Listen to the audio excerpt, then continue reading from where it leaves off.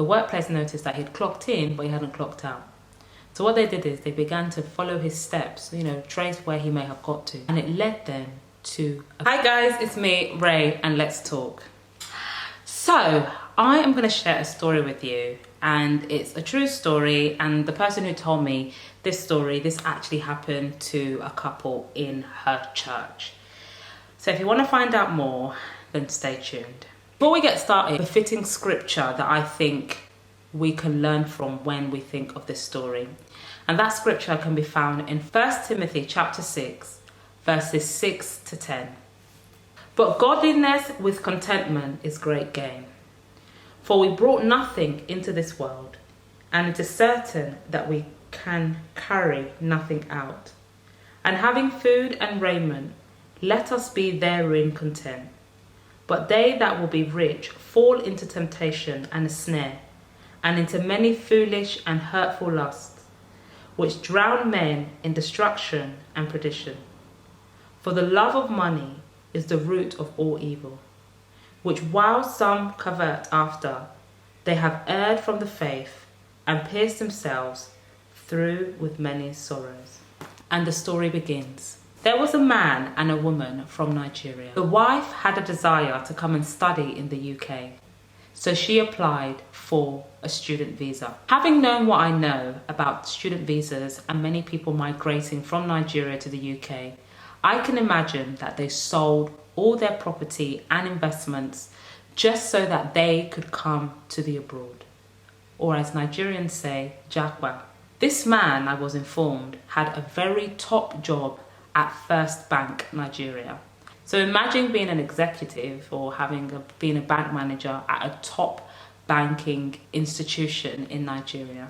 We are aware that the salary might have differed, but the man had a top job in Nigeria that he left. So the man quit his job, sold his assets, the wife did the same, and then they began their journey to the UK. Upon arrival, they found themselves in a place that was just outside London, let's say in the east of the country. So the lady enrolled in university on a master's program. Many of those who enroll on a master's program do not always pay the full amount, that some of them actually pay in installments, which has its positives and also has its negatives. Reason being, students presently can only work 20 hours in the UK a week. If they exceed this, they risk losing their visa as well as their place on the course. One thing that has occurred in the last, 2 years is that those who do get a student visa in the UK, they can bring their spouses over. So this woman, of course, brought her spouse over, so they traveled together to the UK. This man was working in the banking industry, was a top person within the bank that he worked for, and left that all behind to become a dependent because his wife had gotten a student visa in the UK. When they arrived in the UK, they were able to get accommodation, from what I understand, but financially things were very difficult. Bear in mind what I said earlier, the woman was only allowed to work 20 hours a week. She still had not, I don't know if I said this, she had not paid off her tuition, so she had to pay off her tuition and as well as live. The husband was looking for a job and eventually he found a job. And as most immigrants or migrants, he ended up in the care sector. The care industry is a very honest way to make money in this country, but it does involve very long hours and can be quite tiring. But just imagine that, especially a Nigerian man, having been a top bank executive, to leave that all behind, to come to the UK on a spousal visa, to then be a carer.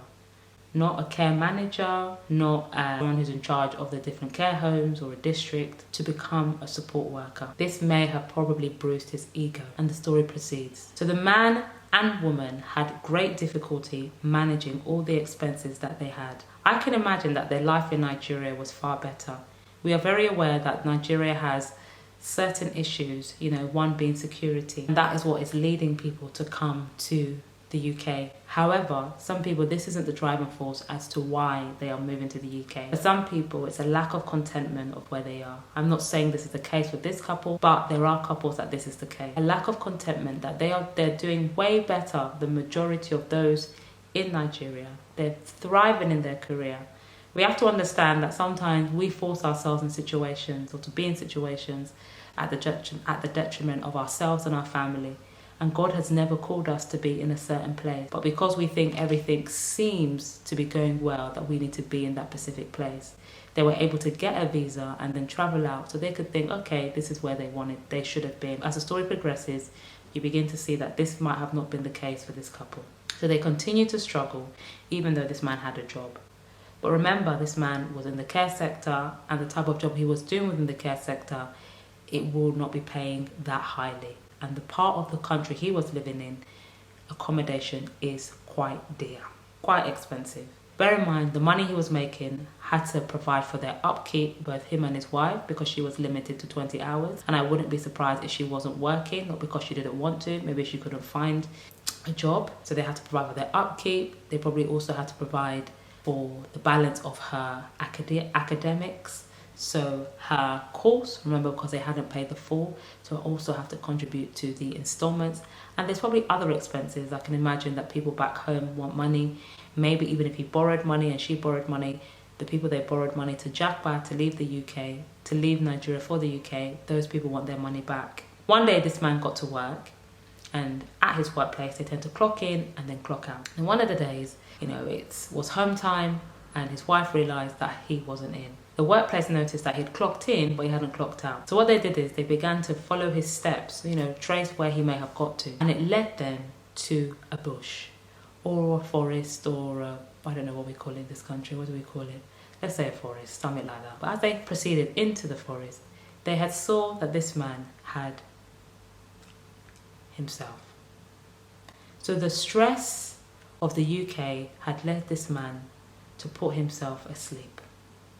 This man was doing very well where he was, him and his wife. They had, I can imagine this is a very common story, had several great things going for them. It didn't work out for them, unfortunately. This is not everybody's reality, and this is no way to scare people or deter people from coming into the UK. Be very sure of what is it that you want to do, and be very sure that it is part of God's will for your life to move to a certain place. Even if you're moving from the UK to Nigeria or wherever, be very sure. And as the verse I read said, that being content is of great gain, and the love of money is the root of all evil. There's sometimes that we are not content, and it forces us into situations that end our lives. Thanks so much for watching, guys. Please share this video with at least one friend. Have a good day.